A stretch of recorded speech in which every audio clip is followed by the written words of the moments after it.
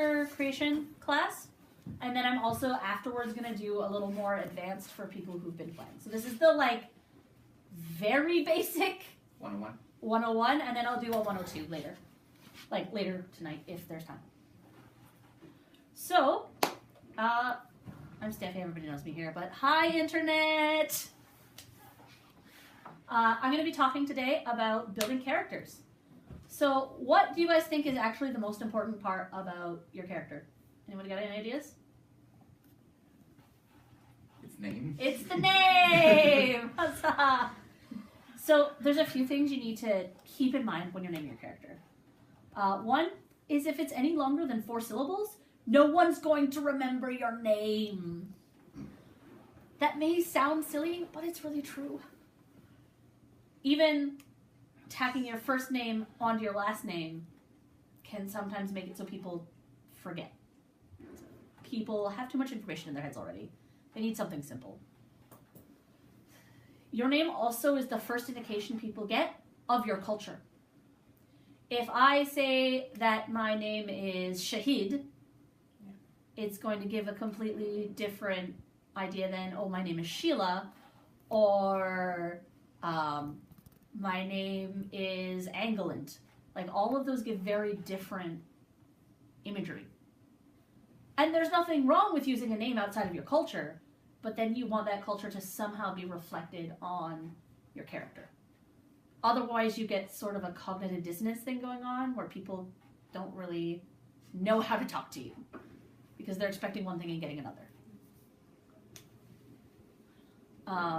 Best tools for names is, and this is going to sound really chintzy, but baby name sites. Behindthename.com. Behindthename.com is one of the better ones because it also has an option for fantasy. Avoid names that are specific to fictional characters like Sephiroth, because let me tell you, in early Wolvenfang, there were a pair of Sephiroths, 2 of them. Also avoid things like Shadow or Darkness or Blackheart or Blade, or things that if you saw them on the back of a novel, you'd go, this novel's trash. Wolf, Raven. And Black Dirk. It's, unless you're looking to be ironic, which for your main character, probably not a good plan. Avoid a really cliche name, because if I can't look at you and say your name without laughing, no one's calling you by that. That's usually a nickname than an actual name. That's different. If you get a nickname like, say, Sunshine, which happened to a player once too, if you get a nickname, sometimes there's nothing you can do to shake it. But don't intentionally hamper yourself that way. Brother was Orange Pants. Yeah. Once you've got your name picked out, your name may also give a little bit of a hint as to your personality. Behind the Names is really good for that. It does kind of give those meanings. Now, there's nothing wrong with, say, playing a character named Grace who is completely klutzy. Because irony is fine. But it will still give you some of those things you want to play with. She could just be graceful in other things. That's true. She could be graceful in speech. Once you have your name picked out, that's when you can really start going places. A lot of people will jump right to the backstory. You don't need to. Honestly, aside from about a sentence, Finola who's my character, didn't really have a backstory for like a year and a half. And I like to write. So there's nothing wrong with not having a backstory for a year, for 2 years, for 5 years, for 10 years. Doesn't matter. All you really have to know is a couple of things. One of them is, why are you here? Not in the grand, why? No, literally, why do you live in Wolvenfang? Is it because you have a job here? Is it because you have family here? Is it because a portal opened up beneath your feet and this is where you woke up? All of those are legit answers. But having a general why. Where are you from in a generic sense? Not necessarily, oh, well, my hometown was the tiny little town of Bordomton, and I left there because yada yada yada. No. Are you from Amtgard or not Amtgard? That's important because people who are from not Amtgard tend to find certain things odd, like the fact that you get up again after you're killed. So knowing if you are from Amtgard or not Amtgard is important. If you want to take it further and go, okay, now what world am I from? And it can be a world of your own creation, it can be a D&D world that already exists. The rulebook doesn't actually care where you're from, as long as it's sword and sorcery themed or before 1450. And not gunpowder. 1650 now? It was always. It's always been 1650. Oh, then my brain is just And silly. it's been removed from the rulebook. As long as it's medieval fantasy. Medieval fantasy. There you go. So the rulebook doesn't even care. Nope. I mean, I'd stay away from making your character from a modern day swords and sorcery. But Coming back. 1650 is when it transitioned into the Renaissance. Yeah, so you want to So stay it's away more from medieval. post-Renaissance. A little bit of Renaissance behaviors and costumes happen, especially with pirates. Yeah. Pirates, because their costumes are just so much fun. Yeah. You see a lot of Renaissance era stuff there, but for the most part, you're going to be pre-that. You're going to be avoiding anything modern, just because it doesn't fit with the theme of the game. But you could literally be from any world. You could pick any book off the shelf and go, I'm from this world. Now, you cannot be main character from this book, from this world, because that's plagiarism, and that's not okay. That being said, that doesn't stop people from naming themselves Shadow and Thor and Loki and Oh my And- god, and- somebody actually did that? we've seen it. How quickly have they died? Very. I know someone whose Amtgard name is Sif. Yep. She's a lady in the squire. People do things. Now, it could be she's just named after that person in her character history, but that's another thing. So once you've decided those things, the next thing you really kind of have to decide, and again, this is more in generic terms, you don't really start specializing until you've played the character. Because until you've actually started making choices, your character is really just a concept on a page. So until you as a player have started making choices, keep everything as open as you can. Otherwise, you paint yourself into a corner and then can't go anywhere. So motivation. Motivation is kind of your spark for your character.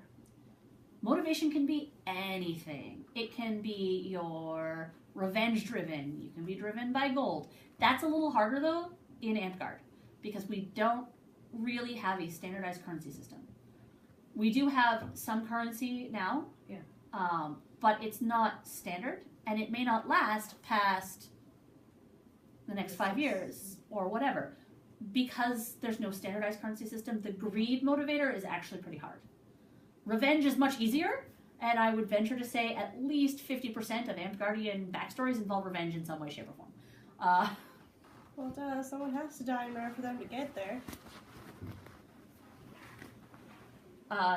Your motivation could be protection of a friend, which is sort of revengey sometimes, but isn't necessarily about revenge. It may be about dying so they don't have to. Basically, any motivation you've ever read about or felt is a valid one. There's no such thing as a motivation that is wrong. What about the one you mentioned where they could have just teleported here and they're trying to find their way back? That's a perfect one. There's a character who played for years and years and years here, and his driving motivation for the better part of a decade and a half was to get home. Did he get there? He stopped playing, so maybe he is home. Maybe. One in your book. He wrote his character out Yeah. that way. He wrote his character out that way, that he walked off into the mists and probably got home. Well, that's how it got here. So. Probably. So he could come back. So he could come back, but it's It's like, I got unlikely. lost, I'm back here again. Once you have that motivation piece is what will drive you forward. And most characters don't have one motivation, but start with one. And your one might even just be, I'm curious and I want to know more about my world. That's a great one. And that can continue to drive you 20 years later. Because there's always more to learn. Any questions so far? Species. We'll get to that in a second. Okay. Next, we're going to talk about your physical. Now, with Amtgard, what people see is what people will assume your character looks like. I couldn't say, look at Chris over there, who stands over 6 feet tall, and assume he's playing a halfling, without a lot of difficulty on my part. Have you seen my feet? I have not looked particularly closely at your feet. That's fine. On the other hand, if I tell you that little tiny 5 foot tall me is playing a fire giant, you're gonna be like, Runt. are you a baby still? You're the BFG. Yes. So there is that aspect, a little bit of it, because we are a LARP game. It is difficult to play cross-gender. It is not impossible, because I've seen people do it. It is difficult to play heights that you are not. Stilts. Stilts, I don't recommend, because we're a full combat game.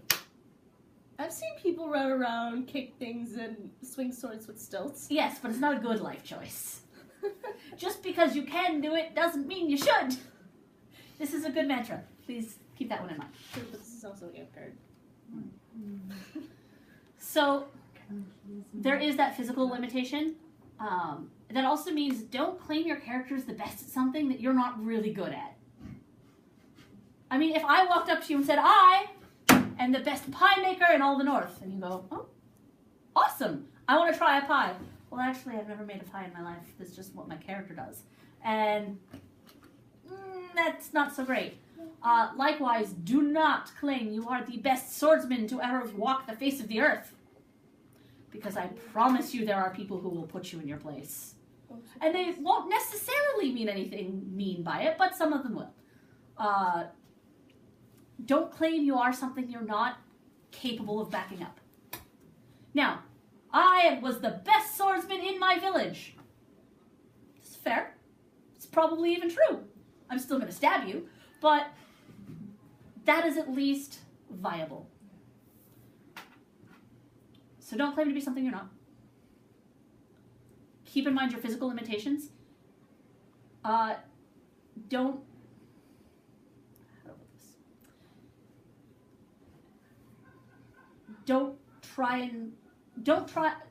say no. Say yes but. Or yes and. Because at its heart, the role-playing aspect of things is improv. Now it's one thing for you to come at me in character and say, hey, I want to kill you, and my answer should be no. But I mean, if you want to attack me, bring it. Right? Like, there are still the times when you're using the word no. But what I mean is try not to shoot other people's ideas down. That includes when they're making new characters. Don't say, well, that's a stupid idea. Because, so what? They're having fun. Some of my best characters started off as passing flights of fancy that actually just took on a life of their own.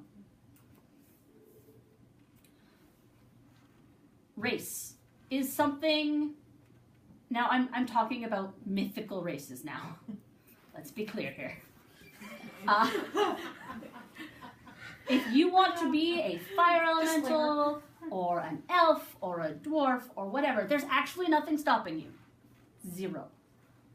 But don't expect to play the monster every time.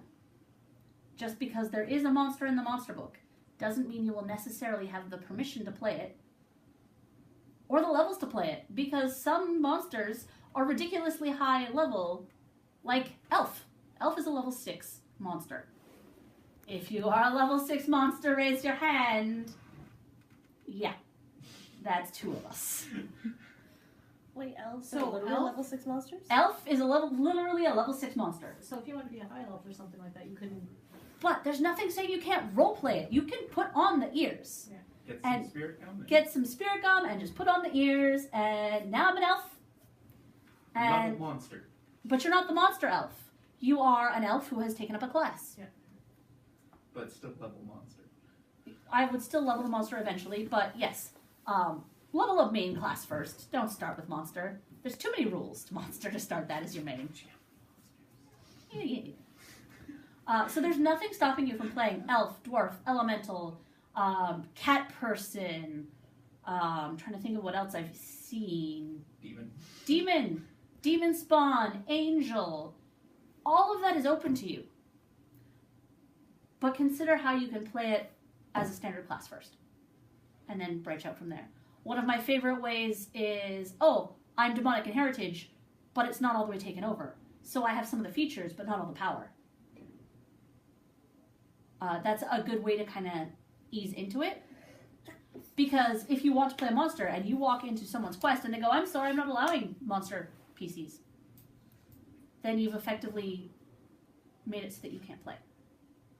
When really all it takes is you putting on a sash and playing it as a standard race. Or a standard class. Which brings us to costuming. Which doesn't sound like it belongs in a how to make your persona thing, but it actually does. Your costume is a second skin. It's what someone will look at and decide whether or not, A, you are in character.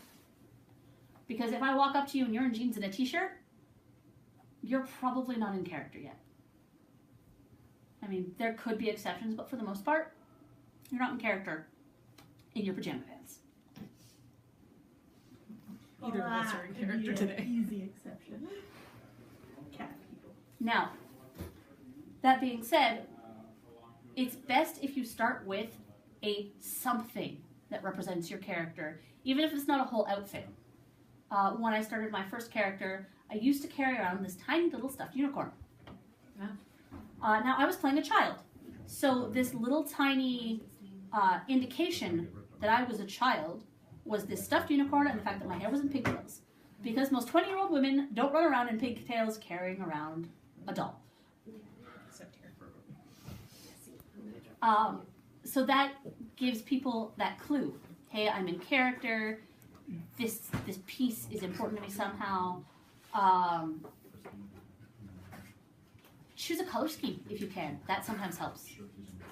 A color scheme or a heraldry or something. My character tends towards blacks, navy blues, and reds. Oh, hey, look. I'm predominantly wearing those colors. My character enjoys having headgear, which is why I've got this on. Having that outfit that you associate with that character. Now, that's not to say you can never change your outfits, because goodness knows you don't finish the game in the same garb you started in. It doesn't happen unless you quit after 2 months. And, real people change their clothes And anyway. real people change their clothes every day. But you're also in a medieval era, so you probably don't have that many clothes. But being able to mix and match is good. But choosing a color scheme, choose even a belt favor, something that kind of indicates this is who I am. And you'll find you start to associate that piece with role-playing. Somebody I know who plays down in Linnegond first started up here in Wolvenfang. Well, before Wolvenfang, but that's... And his character always wore a headband. Always, always, always, always, always. To the point that people from Amtgard would not recognize him outside of Amtgard because his headband was not on. And they certainly wouldn't be able to roleplay with him. To the point that he had taken his headband off to wipe his sweat off his brow, and I'd been roleplaying with him, and I just stopped mid-sentence and did this, and I'm like, you need to put that back on. And his question was why? I'm like, and my answer was, you're naked. Put the headband back on. So having that piece of equipment or garb accessory or a specific, maybe it's a cloak. I used to run around with a red cloak all the time, to the point that it was what was associated with me in character as well as out. So having that one thing really helps skin your character, helps you get better into character. And then have that thing be something you only handle when you're about to go into character or are in character, so that you don't get that mixed signals while you're still trying to learn about how to switch into character. Now, you won't always need that crutch. I can roleplay in my pajamas. No problem. Well, your character was a child. It makes it a little easier. That's true too. My character has since grown up. Still saw a unicorn though. I actually gave the unicorn away. Oh. I gave the unicorn away to the next child bard. Sorry about your lives, folks. Yeah. Thanks. And that's the other thing is when you outgrow a piece, maybe you had a good luck charm as that character, and then something terrible happens to you with that good luck charm, and it breaks, or it just in character breaks. That can be character development, and you can get rid of that and replace it with something else. And that's actually good character growth. Any questions thus far? No, that makes sense. All right. So we're going to take a break in the filming for a minute.